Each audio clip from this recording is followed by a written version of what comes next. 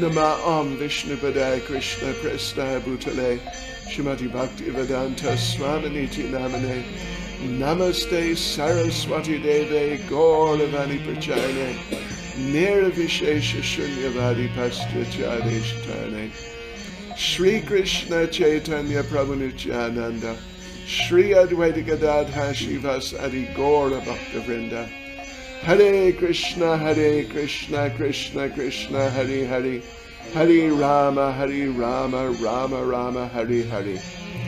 Vanchakaptarubhyascha kripa sindhubhya evacha, Patitanam Pavanebhyo Vaishnavebhyo Namo Namaha.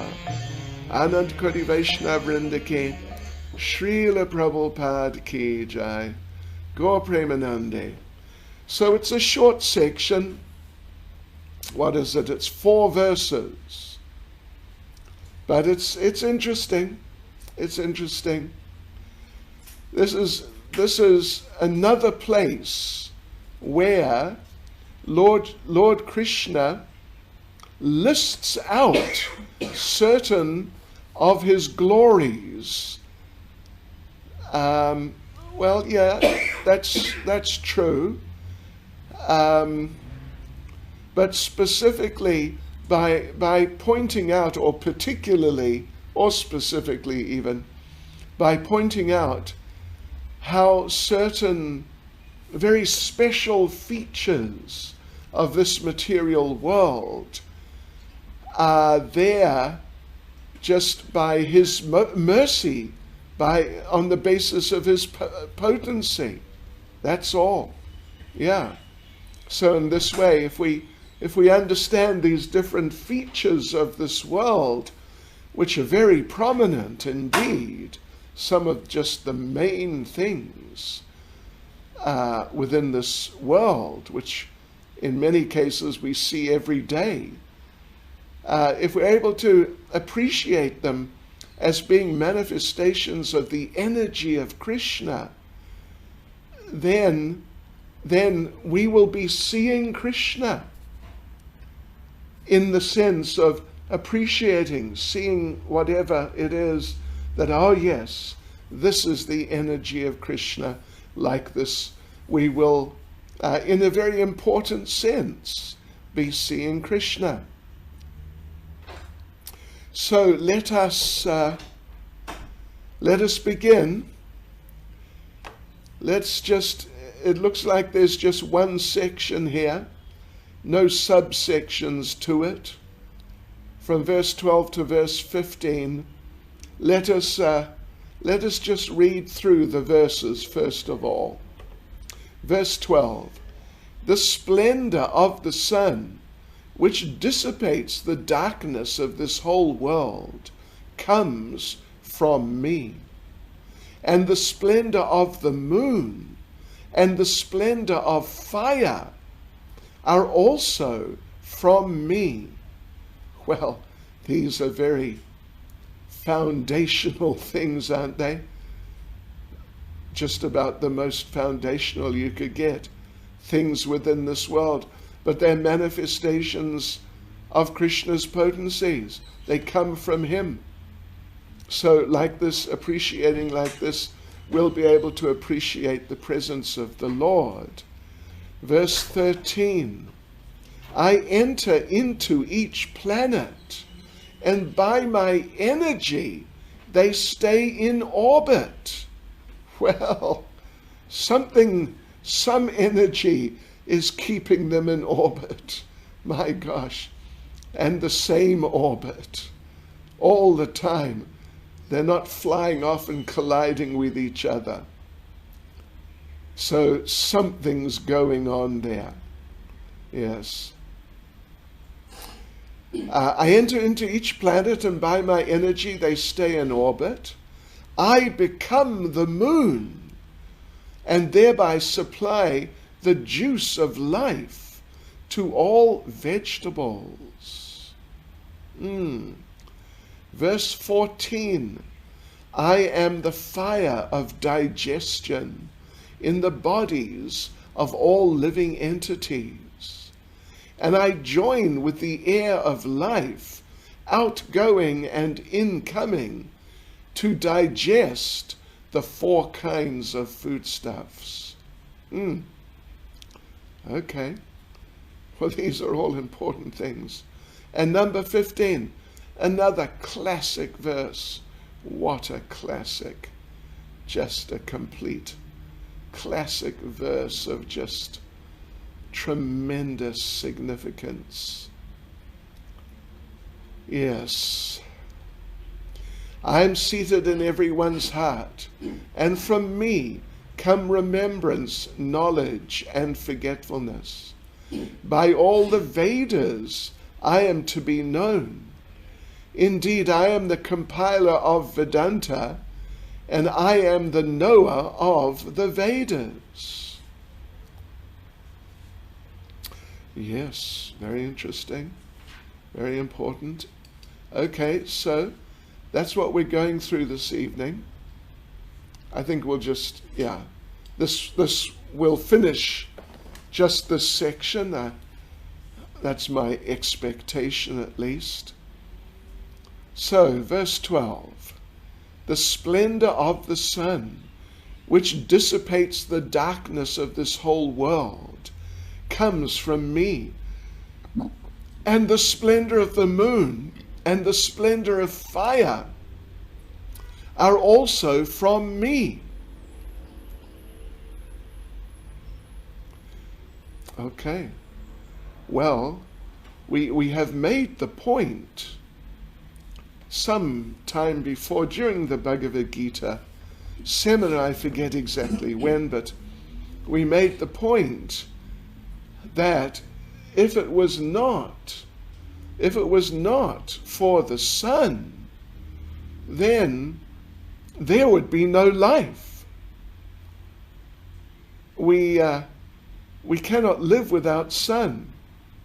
Vegetables cannot grow without the sun.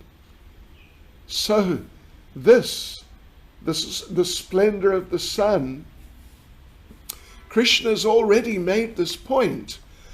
Do you remember? I am the light of the sun and moon. That was I think it was the 7th chapter, if I remember correctly. I'm the light of the sun and moon. And this is the same point. This is just exactly the same point.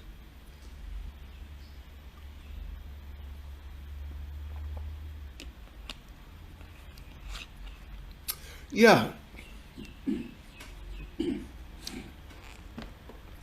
And the moon also. The moon also, as will be discussed as we go through tonight, the moon gives flavor to vegetables, moonlight. It's very special. Yeah, it gives flavor to growing things. And fire, of course, the sun, but fire is so important. In the northern hemisphere, Russia, England, Europe, America, Canada. I'm not sure where you're all living, but in the northern hemisphere, well, now it's getting it well into November. It's getting cold. I know someone in Novosibirsk told me, about a month ago or 3-4 weeks, something like that, ago, snow has started in Novosibirsk, Siberia. Sure. And without fire, without heat, where would we be? Where would the people in Siberia be? Or even just us in South Africa, where would we be in winter? Even today it's cold and just raining like mad. Oh, Krishna. So these things are just essential elements in the pictures of our lives. And Krishna is saying that they are forms of him or manifestations of his energy, or they emanate from him. These different types of ideas. Yeah, very important. So in the last verses, and even the last chapter or couple of chapters perhaps, there's been talk about how we must see things. We must see Krishna's presence. We must see how things are related with Krishna. Last couple of verses, we must see things properly in their correct positions. So this section here, these verses we're going to read right now, or that we are reading right now,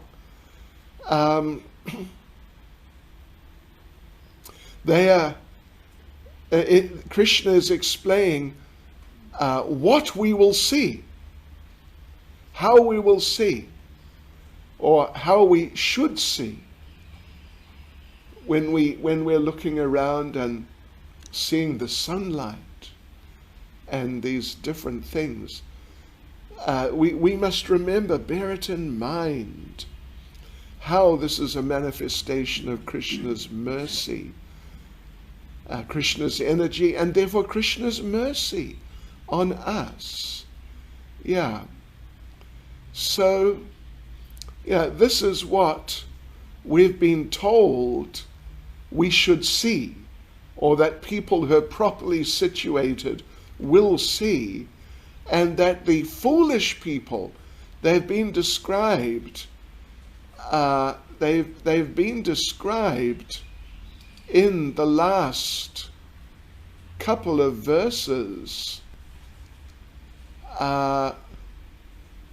as vimudhas. Vimudha, yes. It was verse 10. Vimudha na anupashyanti. The fools cannot, na anupashyanti, cannot see. Right, so, and it's interesting, Lord Krishna uses the word vimudha. Mudha, of course, means a fool, but vimudha, V as a prefix, according to Sanskrit grammar, V means very, very. Yeah. So, very foolish people, they can't see these things, understand these things. They got no idea. They simply got no idea. Yes, so anyway, so in these verses, particularly the first three, but all these four verses, the point is, particularly in all four verses, whatever the jiva attains in his bound state, then all these things are coming from Krishna. Krishna's supplying, even in a certain sense. Well, anyway, Krishna's supplying. Let us just leave it at that, because that's how Krishna's presenting it here. So, of course we read, didn't we, in verse 6, we read how in the spiritual world there's no light of the sun or the moon or fire or electricity. They don't need such things. Everything's self-effulgent. And particularly Krishna is extremely self-effulgent. So there's no need of sun, moon, fire, electricity, all these things. But here, it's not like that. Here, nothing is self-luminous. Here, actually the natural state of the material world is darkness. You know, here in South Africa now, it's 18 minutes past 6. It's going to be dark shortly, won't be long. And you don't need something, this world does not need something to make it dark. Whenever the sun goes, it becomes dark.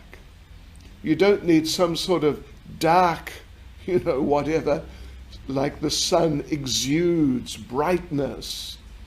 You don't need something which exudes darkness and then it makes the world dark.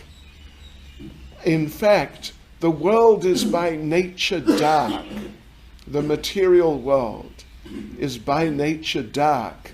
And it's only because during the daytime that the sun is there that there's light. Otherwise, as soon as the sun is gone, darkness comes and is simply the absence of the sun. There is no thing which is making it dark. Yeah.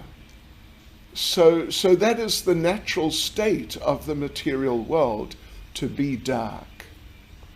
Yeah. So, yeah. Whatever is helping us in our lives, Krishna's supplying that, and we should see it like that. Now, of course, it does remind us, we did mention, of chapter 7, Rasoham Apsu Konteya Prabhasmi Shashi Surayo. Yes. I'm the taste of water, I'm the light of the sun and the moon. It's chapter 7. I forget the first number, I'm sorry. Anyway, it's there.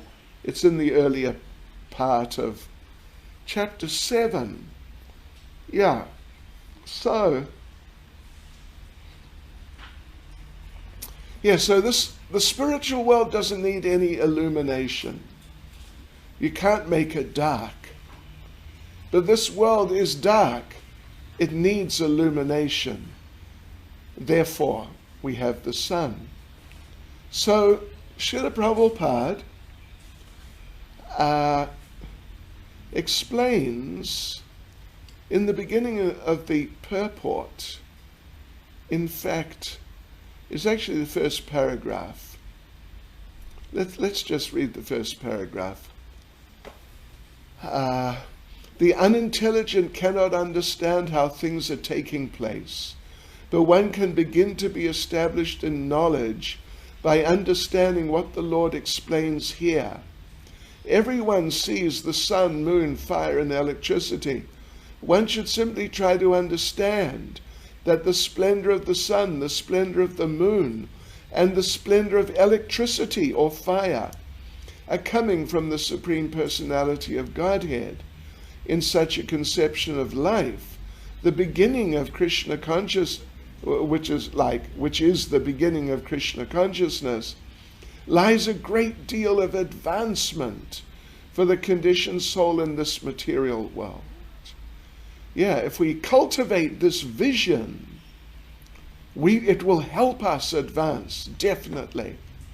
It will help us advance and develop greater awareness of Krishna. Because what does Krishna consciousness mean? Krishna consciousness means to be conscious of Krishna. That's not too difficult to follow, is it? Conscious, to be aware that Krishna is with us. So all this knowledge here is very useful in that regard. So, the living entities are essentially the parts and parcels of the Supreme Lord, and He is giving herewith the hint how they can come back to Godhead, back to home. So, in the second paragraph, we already talked about it, really. But Prabhupada talks about how we're dependent on the sun, we're dependent on fire. You know, what is fire? Fire means that, like, for example, like trees. They're just standing there outside all day, every day, for their whole life, years. And however much of the time the sun is beating down on them. So our understanding is that the sunlight is absorbed by the trees. And therefore, when we light it, what happens is the stored up fire is released. This is our perspective, like that. So it's all coming from the sun. The sun is the source of fire and light. So yeah, fire's needed in the factories. It's just needed everywhere. The moonlight gives nourishment to the vegetables, as we know. So these things are just essential commodities in our daily lives. Yes, in our daily lives. So this is all explained in the second paragraph, and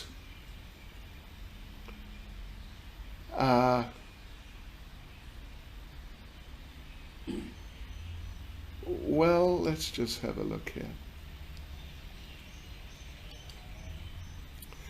Yeah, so these are all, like we said, these are all essential functions. They're not things like being the shark amongst the fish, or the gambling of cheats, that sort of thing. These are all essential, you could say, mission critical aspects of life in this world. So to recognize these things and to recognize the connections with Krishna through these things, this is Purushottam Yoga. This is the yoga of the Supreme Person. And Srila Prabhupada concludes the purport by saying, without his mercy, means Krishna's mercy, there cannot be sun. Without his mercy, there cannot be moon. And without his mercy, there cannot be fire. And without the help of the sun, moon, and fire, no one can live. Well, we mentioned that. These are some thoughts to provoke Krishna consciousness in the conditioned soul, in us devotees. Okay, so let's go on to verse 13. I enter into each planet, and by my mercy they stay in orbit. I become the moon, and thereby supply the juice of life to all vegetables. So the moon giving flavor to veggies, is mentioned again. It was mentioned in the previous purport. Yeah, it was mentioned in the purport of verse 12 also. So yeah, by the moonshine all the vegetables are nourished. That was the purport of the previous verse. Yeah.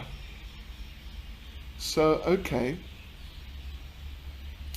So due to the presence of the Lord, everything's going on nicely. If the Lord, Prabhupada explains, we're going through the purport here now, that if the Lord, as super soul, well, because the Lord, as super soul, is within every planet, every living being, every atom, Prabhupada points out here.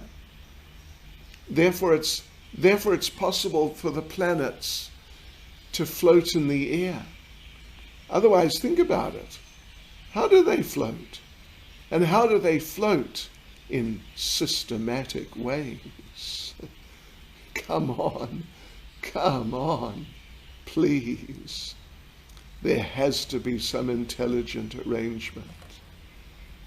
Like, we have our rockets and satellites, whatever, gets shot into space and then floats around and doesn't collide with other such things because they're being managed.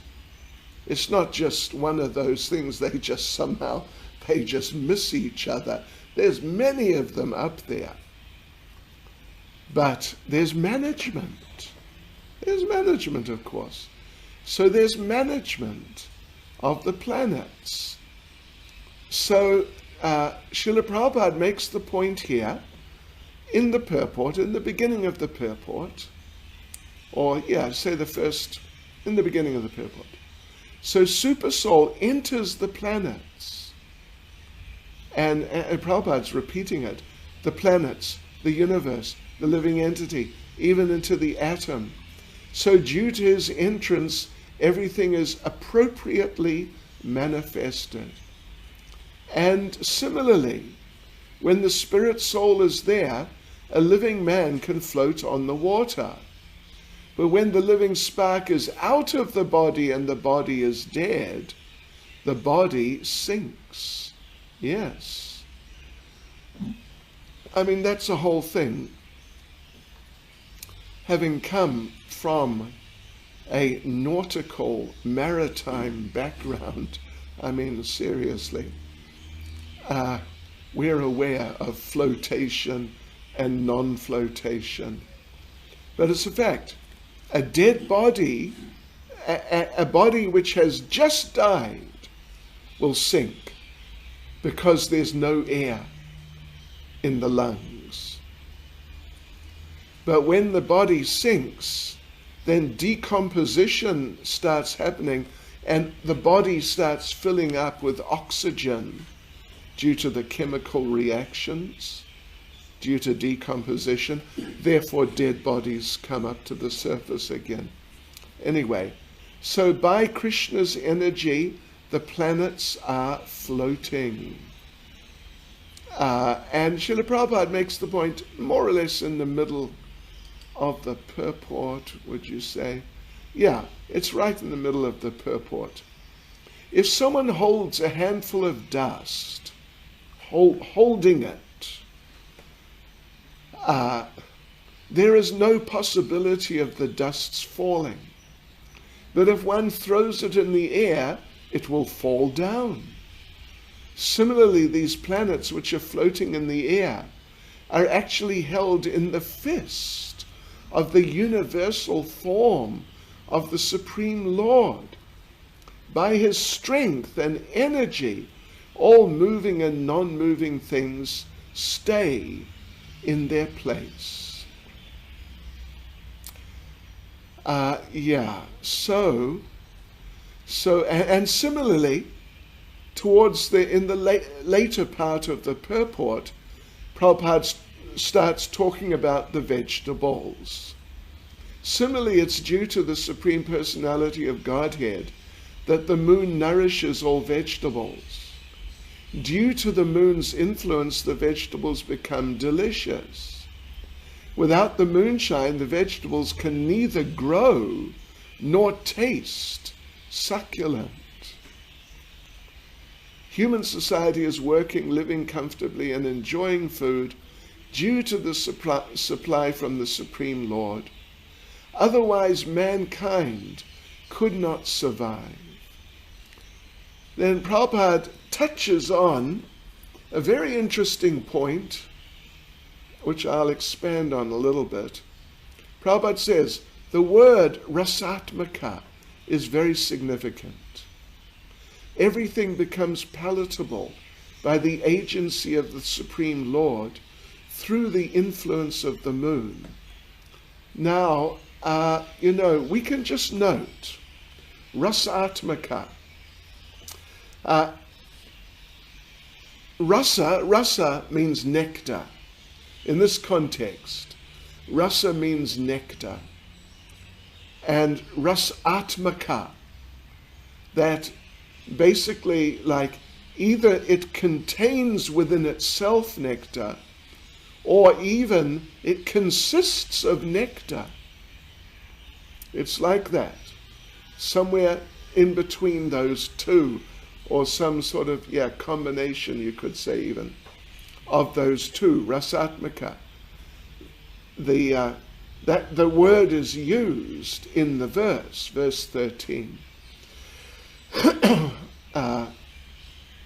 Now, you'll remember, I hope, that when we were studying Nectar of Devotion, when we were studying the Raganuga Sadhana Bhakti, spontaneous devotional service, verses 15 and 16. Verses 15 and 16, there were Rag-atmic devotees and Raganuga devotees. Rag-atmic means that within them they have rag. Rag meaning that spontaneous attraction to the Lord in love. Atmic, it's within themselves. It's just part of their being. Rag atmic.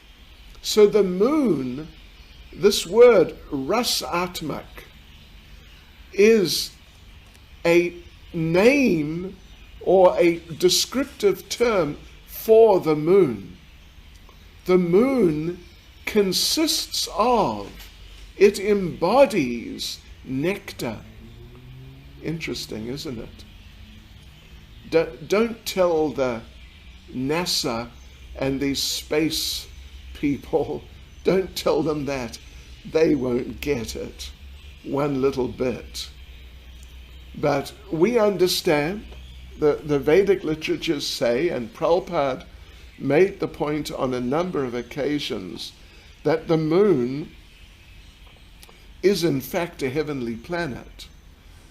The people with the telescopes, or even, if they have been there or if they do go there, they can't see that because it's disguised. It's disguised, subtle matter. They think it's just barren rocks.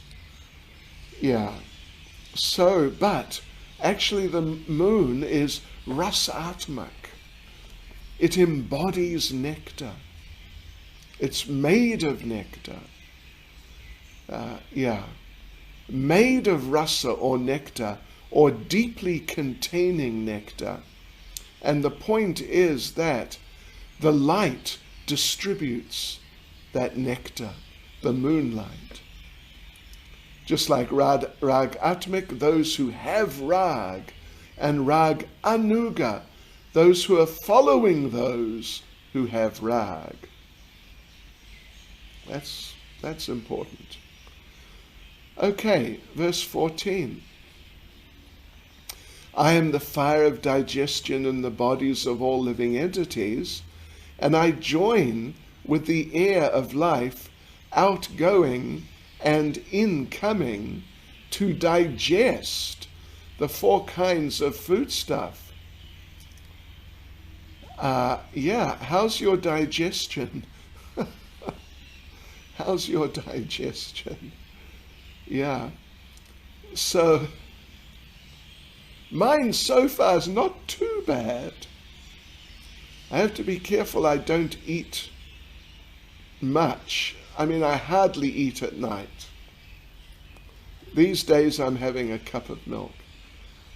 But otherwise, for years, I would practically never eat at night, because particularly if I ate too much, or just not too much, but just like a meal, a normal meal, it would be too much. for my system, and I'd get sick at night. Ooh, Krishna. What do they call it? Reflux. Krishna, don't get reflux, whatever you do. It's horrible.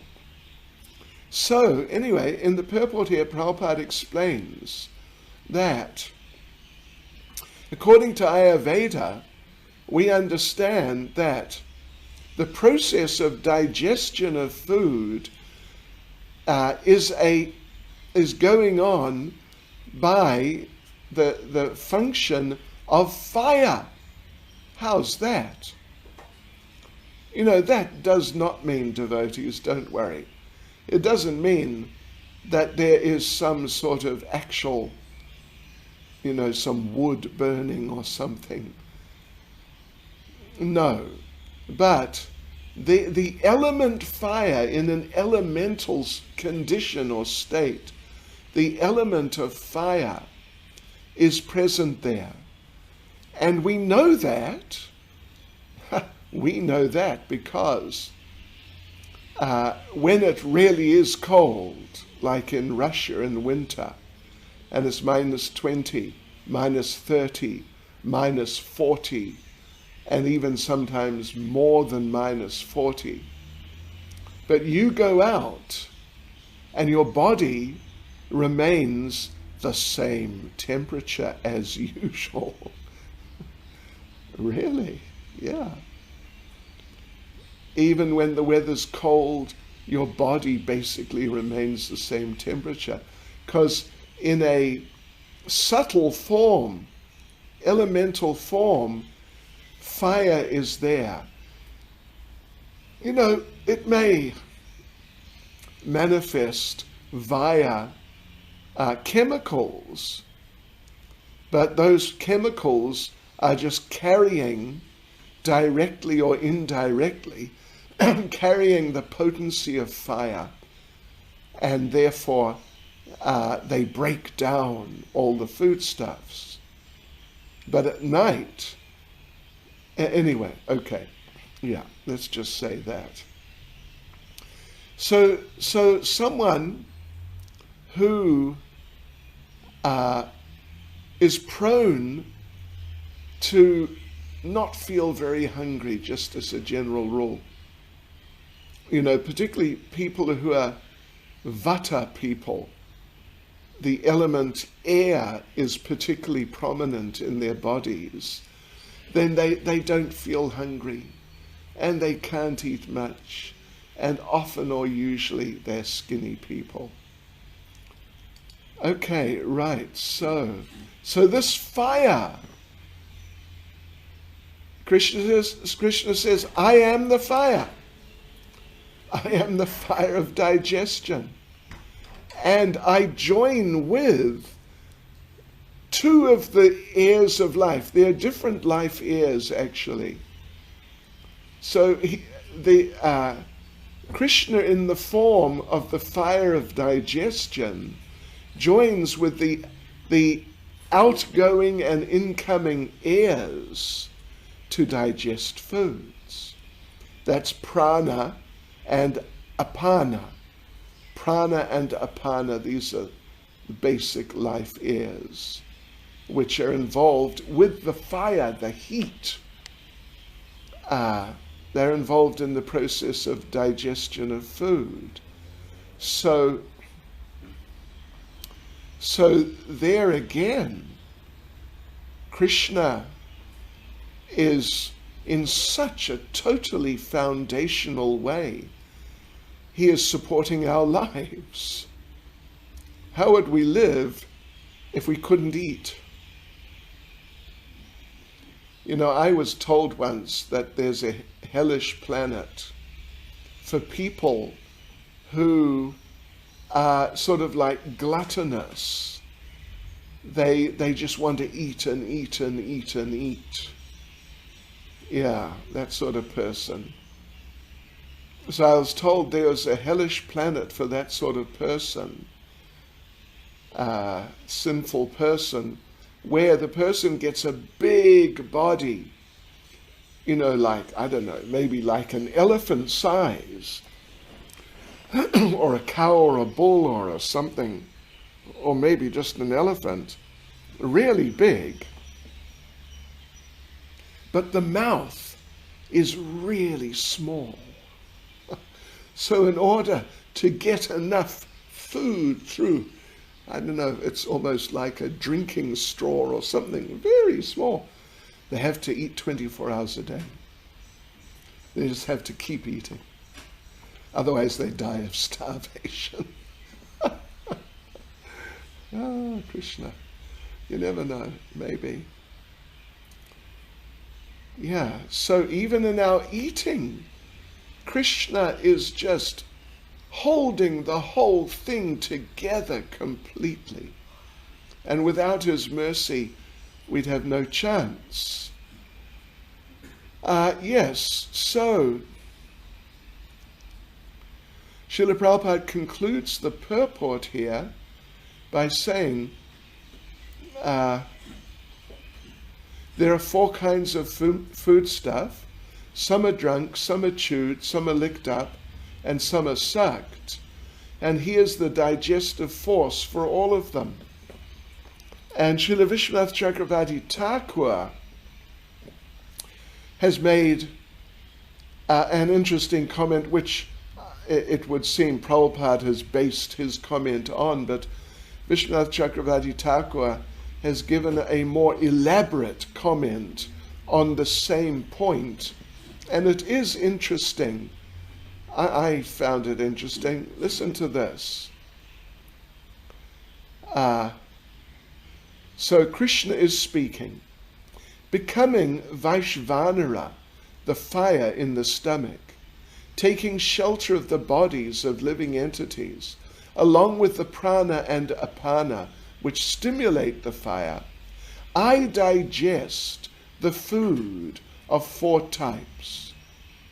The 4 types of food are chewed with the teeth, like roasted chickpeas.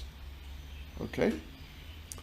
Then savored by the tongue without using the teeth, drunk. Such as soup. Licked, such as raw sugar. And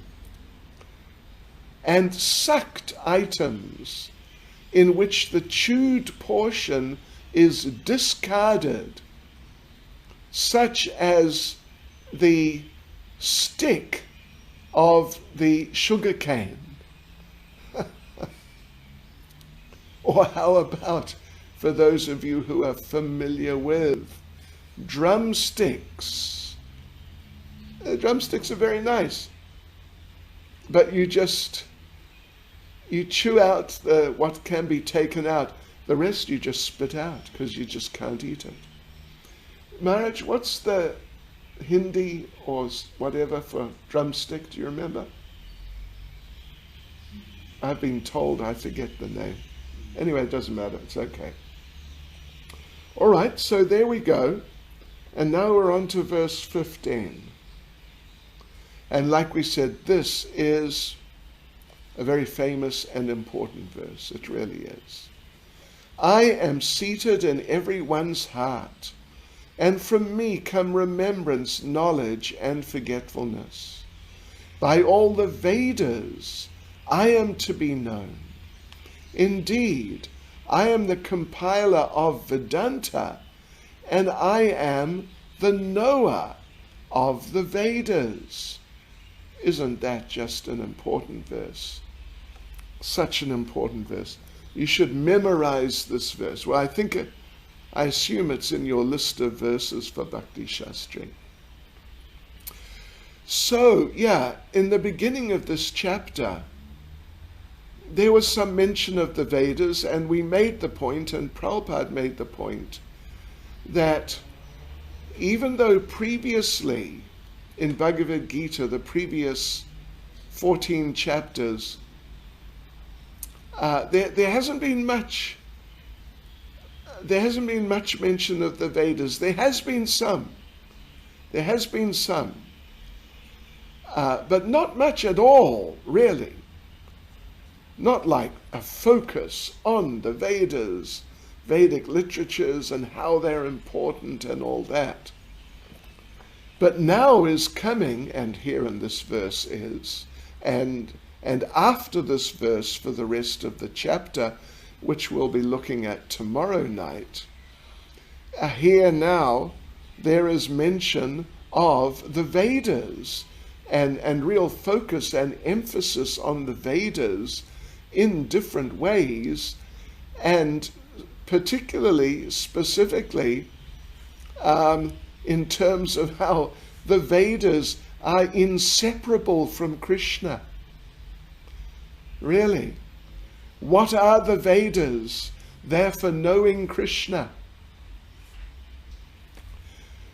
And from where have the Vedas come? Krishna has compiled them. And who's the authority on the Vedas, the Vedic literatures? Krishna. He's the knower.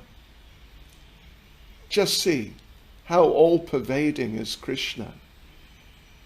In everything, actually, but here particularly in the Vedic literatures. So yes, this is good. This is important.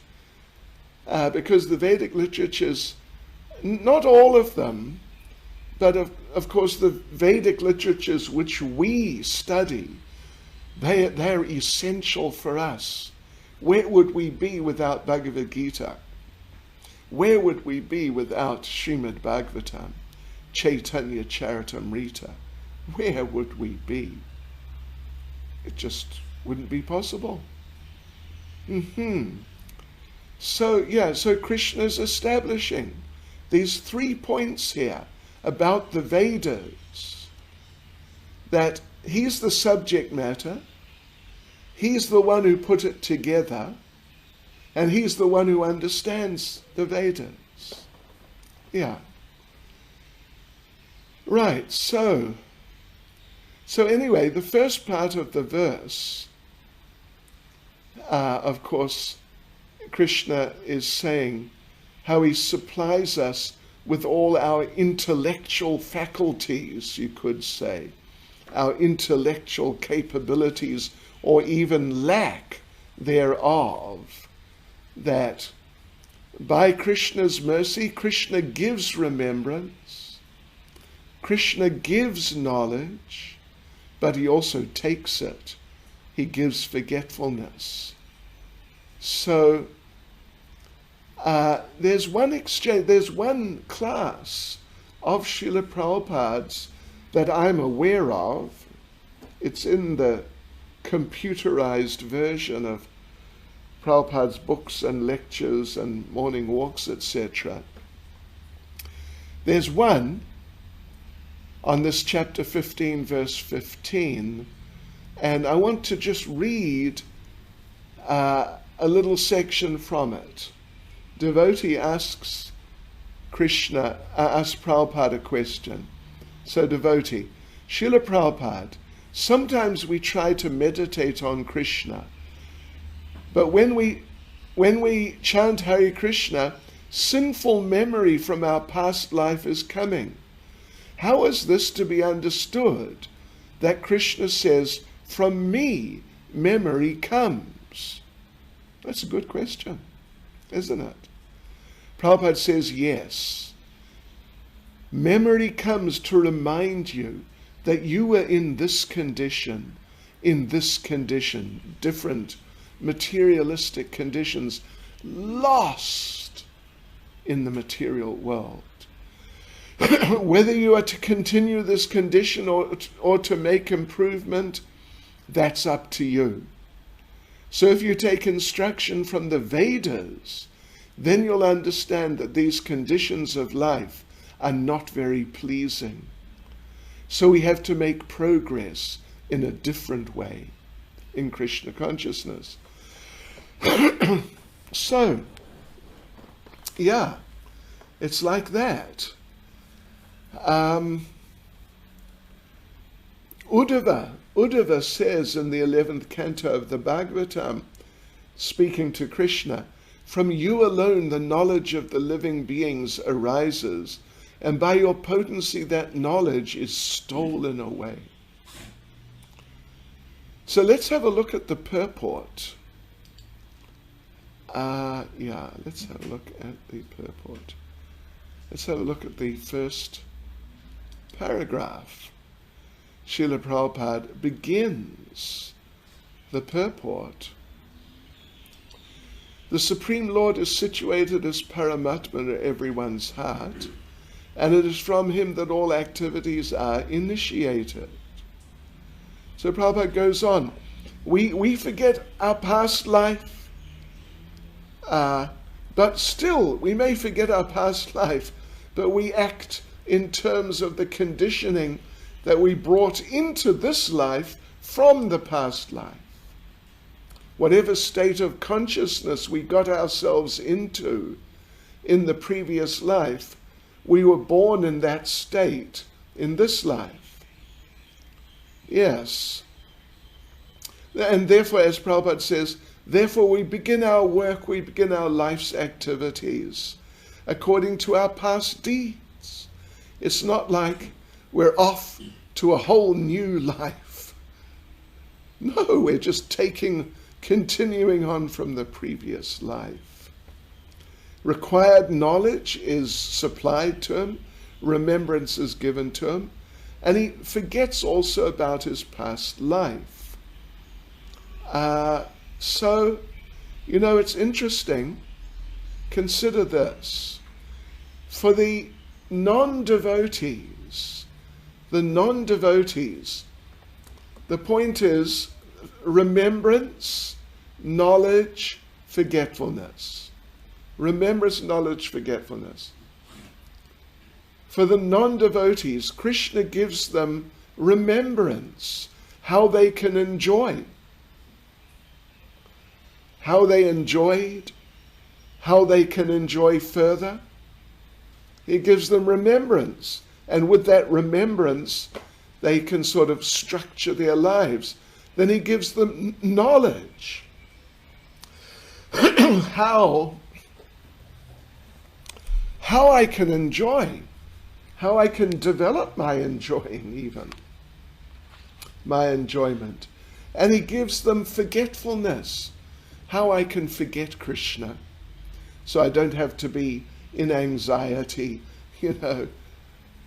that why I keep remembering Krishna, I'm trying to enjoy myself, but then I get into anxiety because I think of Krishna and, Krishna doesn't want me to do this.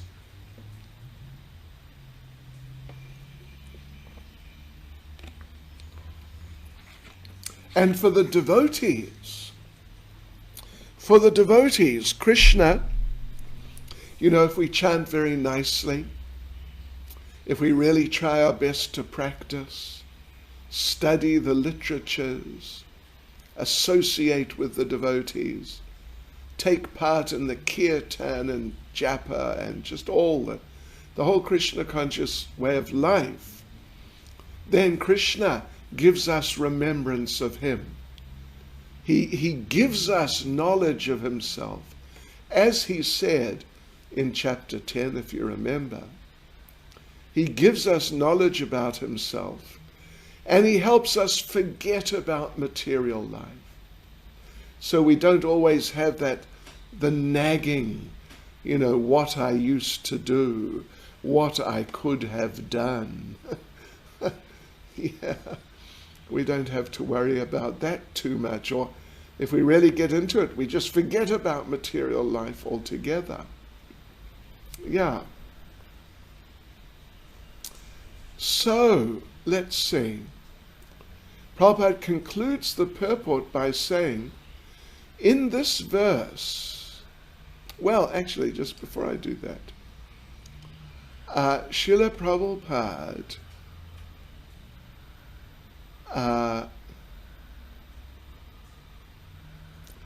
anyway, he sort of introduces what is going to be discussed in the following verses, which is the different stages of development of Krishna consciousness, sambandha abhideya prayojana. Yeah. So just gentle. Yeah, there are these three stages. Right. Sambandha Abhidaya Prayojana. Reawakening our relationship with the Lord and everything else in terms of that relationship, then engaging in service to the Lord, and then developing love for the Lord. So anyway, Prabhupada concludes the purport by saying, in this verse, the purpose of the Vedas, the understanding of the Vedas, and the goal of the Vedas are clearly defined.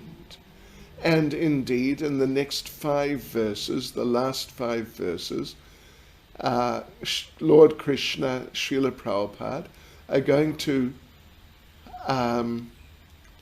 develop these ideas in more detail, quite some detail, as sort of the technical essence of Purushottam Yoga. So just to conclude, I want to read what is actually, I think, I've closed those documents, but I think it's actually the entire purport, or at least it's a good part of the purport for this verse by Srila Vishwanath Chakravarti Thakur. So listen to it, it's interesting. So speaking as Krishna, he says, just as I am the fire in the stomach, I'm also dwelling in the hearts of all moving and non-moving entities in the form of the element buddhi, intelligence. So fire is an element, and intelligence is also one of the elements. It's not some other thing. Bhume apo nalo vayu kam mano buddhir eva cha. As Krishna says earlier in Bhagavad Gita, that these 8, earth, water, fire, air, ether, mind, intelligence, false ego, including intelligence, these are my 8 separated material energies. So as fire is the Lord's energy, buddhi is also. Just as I'm the fire in the stomach, I'm also dwelling in the hearts of all moving and non-moving entities in the form of the element buddhi. From me, in the form of intelligence, mata, there is remembrance of sensations from objects previously perceived. From me there's also knowledge arising through contact of the senses with the sense objects, and also the removal of both knowledge and memory. We've all been in a situation where, we had to remember something we just couldn't. Somebody's name, or some verse we're trying to quote in a class. You know what I do when I can't remember a verse that I want to quote it, and it's there somewhere in the back of my head, but I just can't bring it out? You know what I do? I remember Srila Prabhupada. I picture Prabhupada in my head and make a little prayer. And, if I do it sort of relatively nicely by my standards, it works. The verse comes. So now, Vishwanath Chakravarti Thakur continues, having told how he helps the jiva in his bound state, when the jiva is caught up in material life, the Lord then tells how he assists the jiva to attain liberation. I am known through the Vedas. I alone make Vedanta through Veda Vyas, because I alone know the Vedas. I know the real meaning of the Vedas, and no one except me knows the real meaning, unless they have heard it from him, or one of his bona fide representatives. Otherwise, no one else knows the real meaning of the Vedas. Hare Krishna. Srila Prabhupada Ki Jai.